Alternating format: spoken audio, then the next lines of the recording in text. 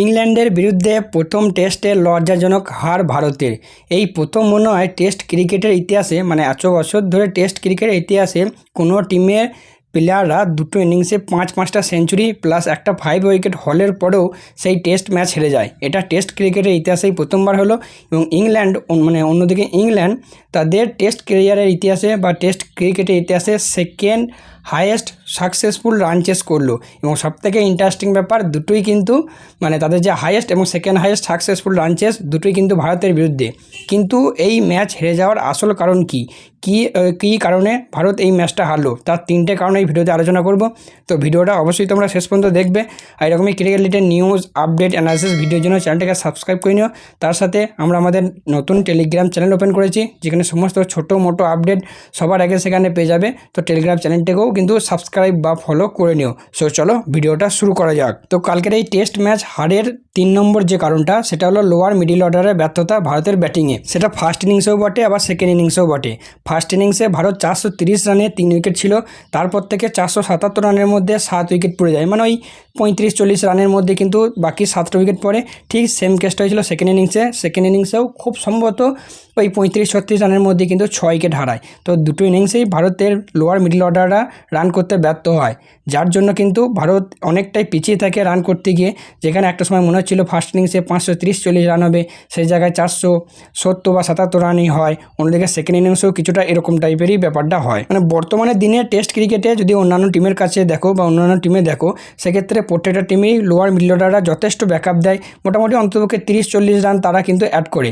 সেই জায়গায় 30-40 রানে এক একটা প্লেয়ারই 30-40 রান অ্যাড করে। সেই জায়গায় ভারত 30-40 রানে 7টা উইকেট হারিয়েছে। যদি রিসেন্টলি হয়ে যাওয়া WTC ফাইনাল দেখো, সেখানে যখন অস্ট্রেলিয়ার সমস্ত উইকেট পড়ে গেছিলো, শেষে স্টার্ক, যে একজন কিন্তু স্পেশালিস্ট ফাস্ট বোলার, সেও কিন্তু এসে 50-60 রান করেছিল।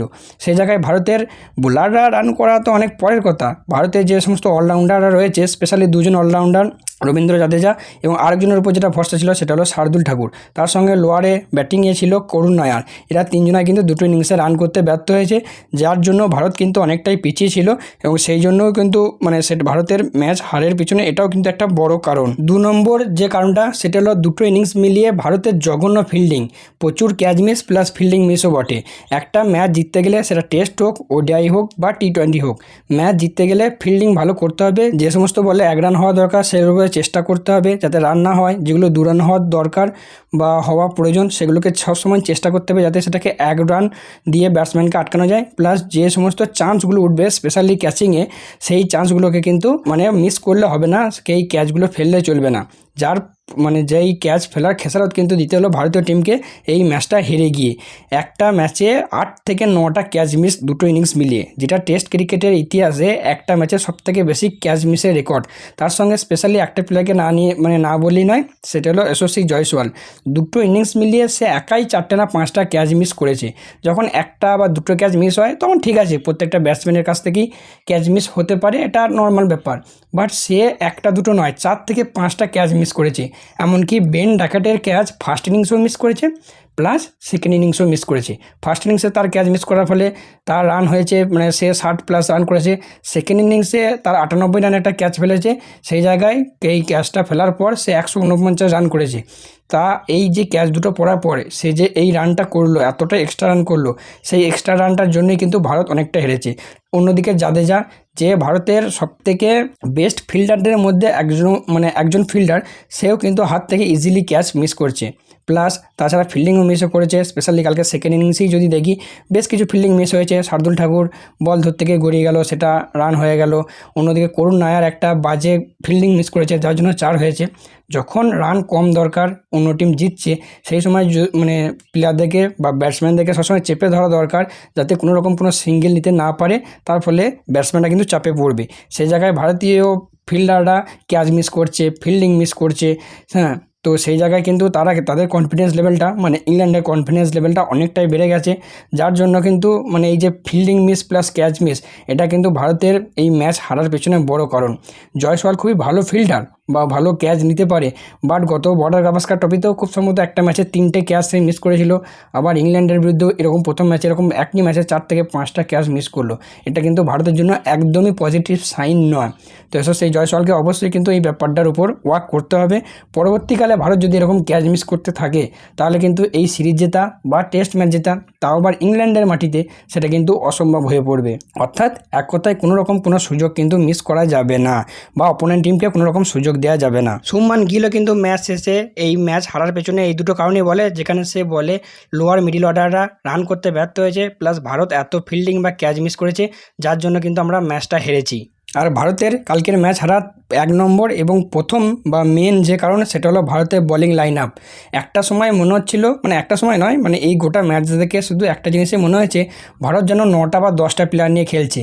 ভারতের জন্য ভারতের জন্য যেন একটা বোলারই বল করছে, সেটা হলো জসপ্রীত বুমরা। বাকিরা যেন মনে হচ্ছে কান দেখাতে এসছে, সেরকম টাইপেরই বোলিংটা কালকে করছিল, মানে ফার্স্ট ইনিংসে এবং সেকেন্ড ইনিংসে করেছে। স্পেশালি একটা বোলারকে নিয়ে আমি কথা বলবো, বাকি বোলারদেরকেও বলবো নিয়ে, মানে বুমরাকে বাদ দিয়ে বাকি বোলারদেরকে নিয়ে, বাট একটা বোলারকে নিয়ে না বললেই নয়, সেটা হলো প্রসিদ্ধ কৃষ্ণা। টেস্ট ক্রিকেটে যেখানে একটা বোলার 20 থেকে 22 ওভার করে বল করছে, তার ইকোনমি রেট হচ্ছে 6-এর উপর। প্রথম ইনিংসে তার ইকোনমি হচ্ছে 6.4, সেকেন্ড ইনিংসে তার ইকোনমি হচ্ছে 6.1। তো আমার তো মনে হয় না, মানে যে দেখছিলাম যখন প্রসিদ্ধ কৃষ্ণার বল দেখছিলাম, তো মানে আমি যে কয়েকটা ওভার দেখেছি তার দুটো ইনিংস মিলিয়ে, একটাও আমি কিন্তু লাইন লেন্থে বল তার দেখতে পাইনি। সবসময় শর্ট পিচ বল করছে এবং বাউন্স করছে। হ্যাঁ, এবার অনেকে বলবে সে তো দুটো ইনিংস মিলিয়ে 5টা উইকেট নিয়েছে।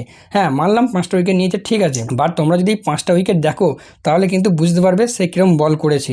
হ্যাঁ, 5টা উইকেটের মধ্যে একমাত্র কালকে যে 2 নম্বর উইকেটটা নিয়েছে, একটা ইয়র্কার দিয়ে বোল করেছে, ইয়র্কার নয় মানে গুড লেন্থে বল করে বোল করেছে, সেটাই একমাত্র ভালো বল ছিল। বাকি একটা উইকেটও কিন্তু তার উইকেট পাওয়ার মতো বল ছিল না। সবসময় বাউন্সার করেছে, ওরকম বাউন্স করে সবসময় যে উইকেট পাবে বা এমনটা নয়। বাউন্স করলে হয়তো 5টা হিট নিলে 4টে বল কিন্তু ব্যাটসম্যানরা বাউন্ডারি মারবে, সেই জায়গায় একটা বল হয়তো একটা বল কানে কুঞ্জো নিয়ে বা মিস হিট হলে সেক্ষেত্রে উইকেট পেতে পারে। তো আমি প্রসিদ্ধ কৃষ্ণা যতগুলো ওভার দেখেছি, আশা করছি অলমোস্ট প্রত্যেকটা ওভারে সে মিনিমাম একটা করে 4 খেয়েছে। কোনো ওভারে 2টোর বেশি 4 খেয়েছে বা 6 খেয়েছে, সেটা তো আলাদা ব্যাপার, বাট মিনিমাম অ্যাটলিস্ট প্রত্যেকটা ওভারে, মানে বেশিরভাগই যদি 20 ওভার বল করে থাকে একটা ইনিংসে, সেক্ষেত্রে 18-19 ওভার, মানে 18-19 ওভার প্রত্যেকটা ওভারে একটা করে সে 4 খেয়েছে, যেটা কিন্তু ভারতের ম্যাচ হারার পেছনে মেন কারণ আমি বলবো। কারণ এটা ওয়ানডে বা টি20 নয়, প্লেয়াররা আজে বাজে শট খেলতে যাবে, বাইরে বল করবে, আজে বাজে শট খেলবে, আউট হয়ে যাবে। টেস্ট ক্রিকেটের সবসময় নিয়ম যেটা, সেটা হচ্ছে উইকেটের গুড লাইন এবং লেন্থে বল করা। তোমরা যদি ইংল্যান্ডের অ্যান্ডারসনের খেলা দেখে থাকো, তারা দেখবে অ্যান্ডারসন অল টাইম যখনই বল করে, মোটামুটি 6টা বল করলে 5টা বল সে একই জায়গায় ফেলে এবং একই রকম বল করার চেষ্টা করে, যাতে ব্যাটসম্যানরা বিরক্ত হয়ে জোরে মারতে যায় এবং বোল্ড হয়ে যায় বা কান্নাকুজো লেগে আউট হয়ে যায়। কিন্তু কালকে প্রসিদ্ধ কৃষ্ণার ওরকম কোনো লাইন লেন্থ আমরা দেখতে পাইনি দুটো ইনিংসে।